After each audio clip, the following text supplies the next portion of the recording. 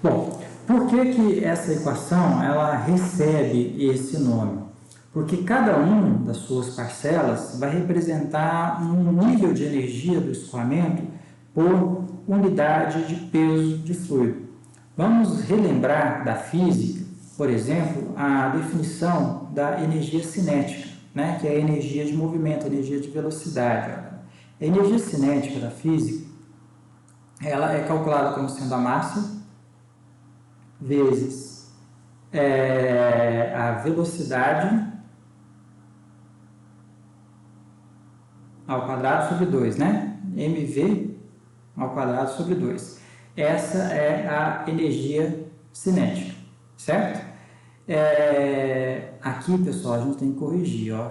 Nós cortamos o ρ com ρ e aparece aqui o g, né? Nós esquecemos o g aqui. Não vamos esquecer desse g, tá? Bom, se nós pegarmos, então, a energia cinética e dividirmos pelo peso daquela massa, por exemplo, vamos considerar que é a massa de fluido, né? Esse peso, ele vale a massa vezes a aceleração da gravidade. Então, nós estamos dividindo pelo produto de massa vezes a aceleração da gravidade. A massa vai cortar e nós teremos aqui V ao quadrado sobre 2G. É justamente o que aparece lá, a velocidade ao quadrado dividido por 2G. Né? Então, veja que o que nós temos aqui é a energia cinética por unidade de peso de fluido. Essa energia cinética por unidade de peso de fluido é o que nós chamamos de carga cinética. Então, nós temos aqui a carga cinética do escoamento, carga cinética.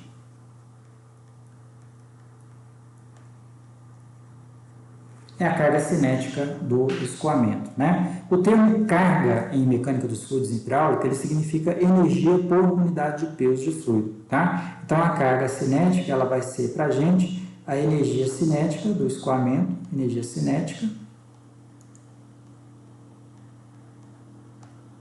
que o fluido tem ao longo do seu escoamento por unidade de peso.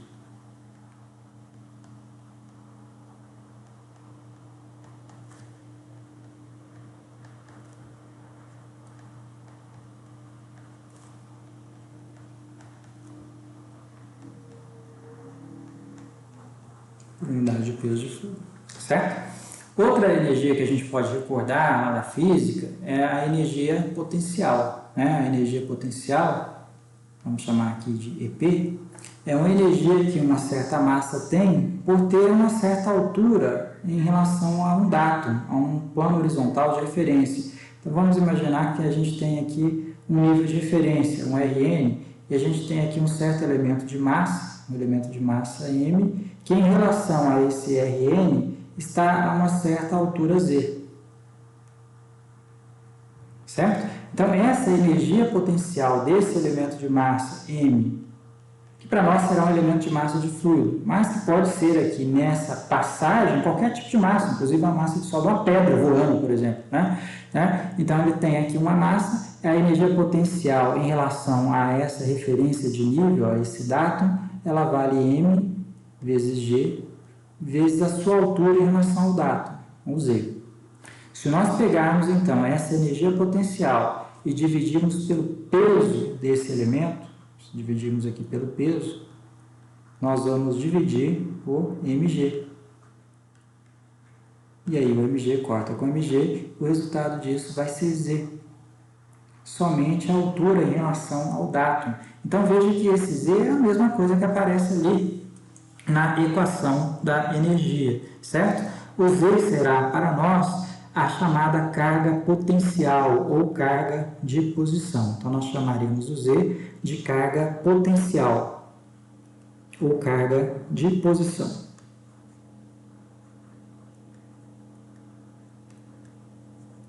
O que é a carga potencial, então? O termo carga é sempre energia por unidade de peso.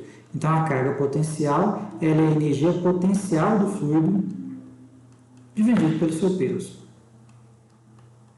Então, energia potencial por unidade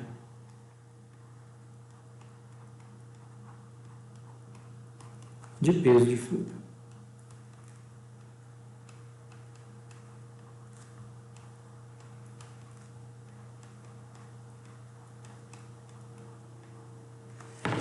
Bom, e ainda temos que falar da carga de pressão, né, que é o P sobre gama. Então, o P sobre gama que aparece lá na equação é o que nós chamamos ali de carga piezométrica ou carga de pressão. Essa já não tão usada assim nos conhecimentos de vocês de física. Essa carga de pressão ela não era um tipo de energia que foi definido lá na física, na mecânica clássica. Por exemplo, vocês já trabalharam previamente com a energia cinética e com a energia potencial, mas não com a energia de pressão, certo? Então, o P sobre gama, ele é, para nós, a chamada carga piezométrica, ou a energia de pressão por unidade de peso de fluido, certo? Então, seria a carga de pressão ou carga piezométrica.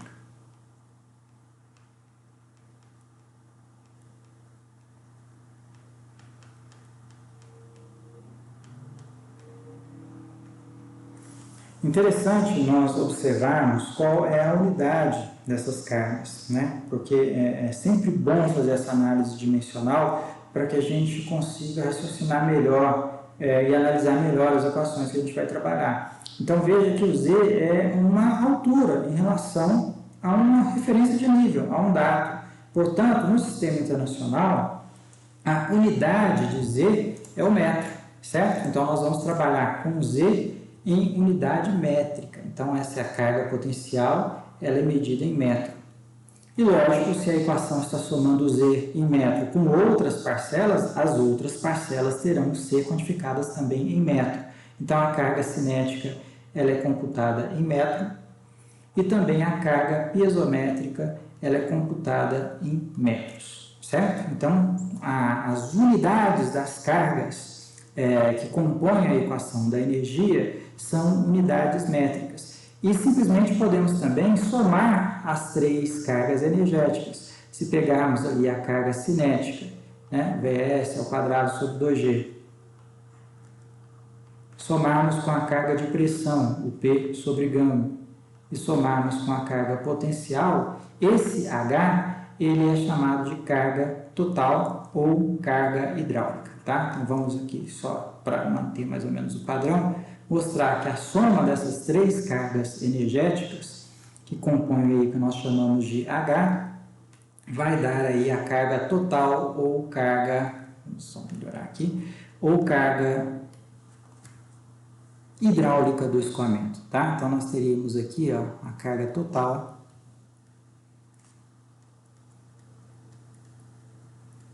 mais comumente chamada de carga hidráulica.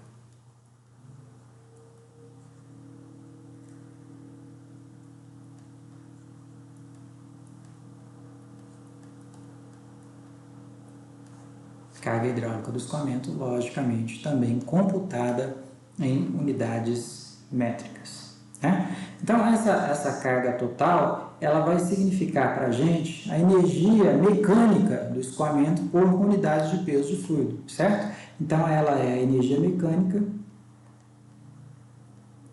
do escoamento por unidade de peso de fluido.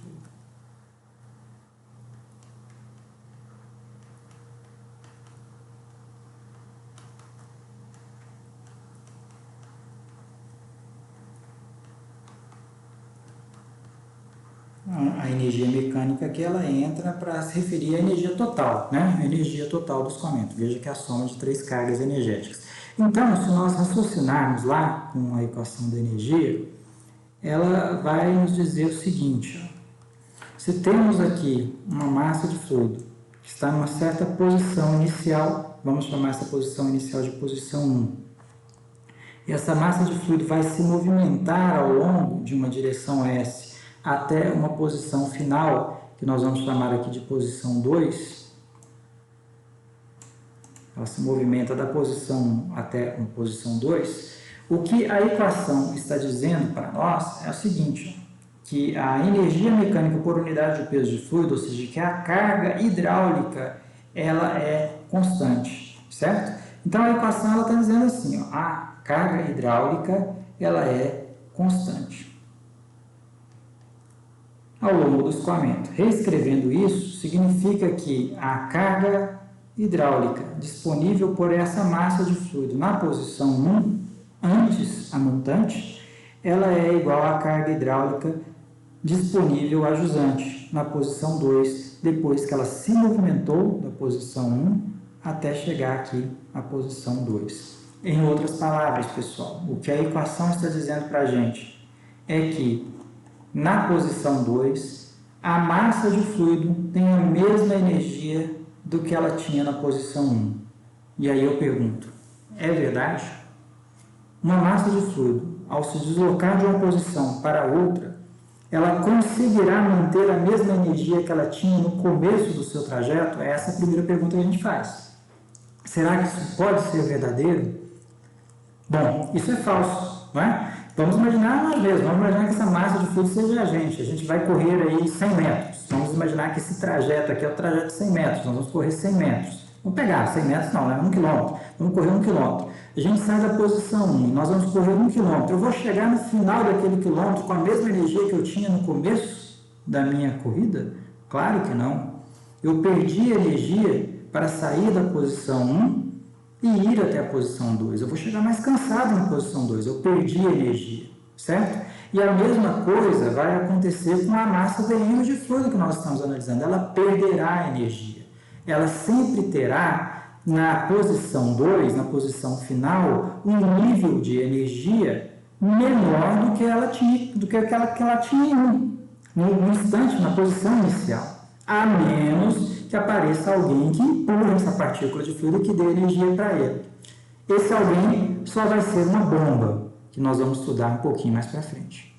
Mas desconsiderando esse alguém que vai incentivar essa partícula de fluido, dando energia para essa partícula de fluido, certo? Nós vamos concluir que ao sair de uma posição inicial e se movimentar para uma posição final, essa partícula de fluido de massa dm perderá energia. Então, escrever aqui que a energia mecânica na posição 1 por unidade de peso de fluido, ou seja, a carga hidráulica na posição 1, é igual à carga hidráulica na posição 2, isso é muito falso. Isso aqui é falso. Na realidade, isso aqui não acontece. Mas por que aconteceu, pessoal? Por que nós fomos levados, pelo menos matematicamente, nós fomos levados a essa conclusão? Nós não cometemos nenhum deslize matemático aqui nessa demonstração. Por que nós fomos levados a isso, que em termos práticos é falso? O que aconteceu no meio do caminho para que a gente chegasse a essa conclusão inverídica? Vocês conseguem imaginar? Isso aí seria possível apenas se esse elemento de fluido se movimentasse sem sofrer resistência entre a posição 1 e 2. E essa equação ela foi desenvolvida para isso, para um elemento de fluido que escoa sem sofrer resistência, porque ela foi desenvolvida para um fluido invícido, para um fluido ideal. Os fluidos ideais escoam sem sofrer resistência porque não têm viscosidade e, portanto, não terão dissipação de energia ao longo do seu trajeto, certo? Não sofrerão dissipação da sua energia. Então, a energia deles se mantém constante entre uma posição e outra. Então, pessoal, isso é falso. Por que isso foi falso? Porque fizemos a hipótese inicial de que o fluido era invícido, um fluido ideal, certo? Então, isso aqui é válido apenas para o fluido ideal.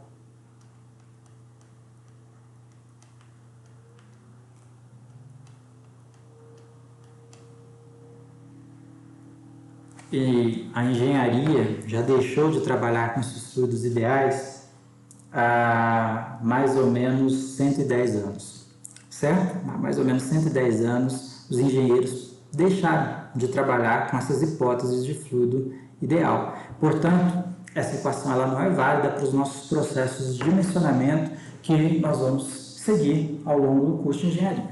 Então, nós precisamos corrigir isso aí.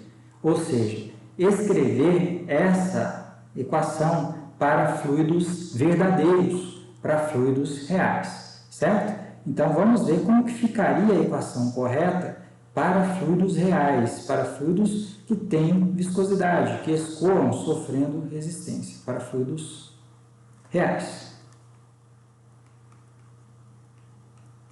Vamos até dar um destaque aqui, porque tudo que faremos agora vai ser válido para fluidos reais. Agora sim a gente pode trabalhar aí com essa equação sem medo dela nos levar a coisas falsas, como essa aqui, né? H1 igual a H2, isso é falso. Então, para fluidos reais, nós sabemos que a carga hidráulica na posição inicial, ela tem que ser maior do que a carga hidráulica na posição final. Existe, então, essa inequação.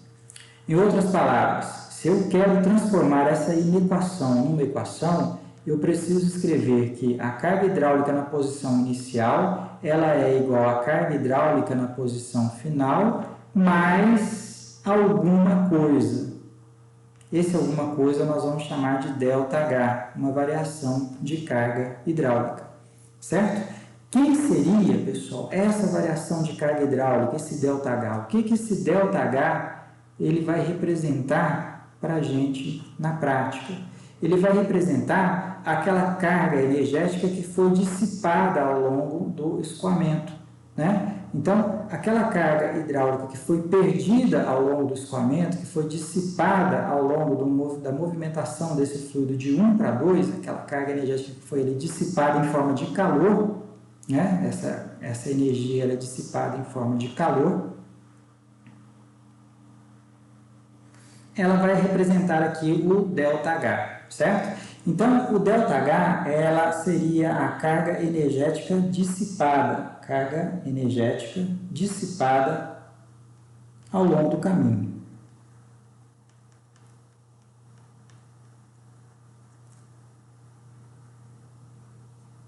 Dissipada no trajeto.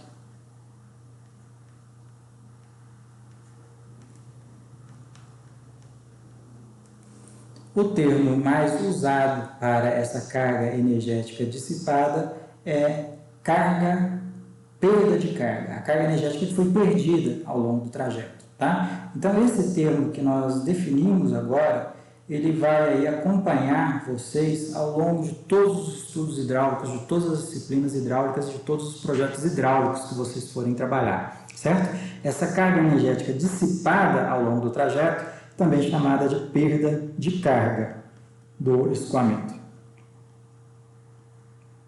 Daqui em diante, vocês vão cansar de ouvir falar desse nome, perda de carga. Por isso, eu vou até destacar aí esse termo, que é um termo muito usual na engenharia, perda de carga, certo? Veja que ao introduzirmos, então, a perda de carga, que também, obviamente, é medida em metros, tá? Perda de carga, obviamente, ela é medida em metros, porque a carga hidráulica, H, ela é medida em metro, então a perda de carga ela é medida em metro, portanto, a energia dissipada por unidade de peso de fluido, que daria um valor em metros, certo? Ela é o termo introduzido para corrigir a hipótese falsa de que o fluido era um fluido ideal. Ao introduzirmos a perda de carga na equação, a equação ela fica válida para um fluido real e a gente consegue calcular os nossos projetos do nosso dia a dia, dos nossos sistemas de infraestrutura, certo, pessoal? Então, a correção da equação da energia a partir da introdução da perda de carga vai nos levar àquela equação que nós chamaremos de equação de Bernoulli, a equação da energia corrigida com a introdução da parcela de perda de carga, ou seja, tornando-a válida para fluidos reais, certo? Então, a equação ela vai ficar na seguinte forma final, e é essa forma final que nós usaremos daqui em diante. Então, a equação será escrita assim. H1 é a soma das cargas de pressão, cinética e potencial na posição 1. Portanto, ela vai ser igual a V S1 ao quadrado sobre 2G, essa é a carga cinética, mais P1 sobre gama, essa é a carga piezométrica, mais Z1, é a carga de posição, a carga potencial. Tudo isso igual a VS2 ao quadrado sobre 2G, mais a carga piezométrica, P2 sobre gama, mais Z2. E não podemos deixar de lado a perda de carga, a energia dissipada entre as posições 1 e 2. Dando destaque para essa equação, essa aqui é a equação de Bernoulli, a equação que relaciona velocidade e pressão para fluidos reais. Portanto, uma equação que a gente pode usar sem muita perda de precisão. Tá certo, pessoal? Essa aqui é a equação de Bernoulli.